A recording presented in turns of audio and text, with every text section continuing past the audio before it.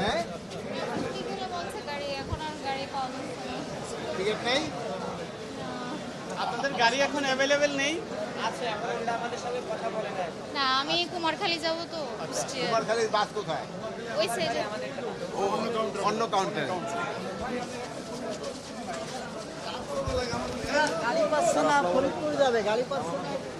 গাড়ি নাই স্যার, হ্যাঁ বলছে যে টিকিট শেষ। ফরিদপুর তো এখান থেকে হে নেই। এখান থেকে এখানে স্যার গাড়ির টিকিট নাই, এদিকে সেলফি। টিকিট আমার কথাটা আগে বুঝুন বুক স্যার। করছিলা? আমি না স্যার, আমি আসছি গাড়িতে, হঠাৎ করে বাচ্চা কাছে নাই, বলছে সিট বুকিং এক।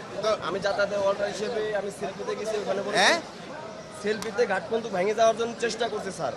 ওইখানে সেলফিতে পরিবহন 300 টাকা করে যাচ্ছে, কোনটা কোনটা? সেলফি পরিবহন স্যার। আমি ঘাট পর্যন্ত যাবো, বলছে হ্যাঁ? 300 টাকা করে যাওয়া হবে। মাত্রই সেলফির একটা বাস এখানে বলছে 200 টাকা করে আমি গেছি। আচ্ছা এই কথা শেষ করতে দেন। আচ্ছা, ভোক্তা অধিকার মাত্রই সেলফির একটা বাসকে জরিমানা করেছে অতিরিক্ত ভাড়া আদায়ের কারণে।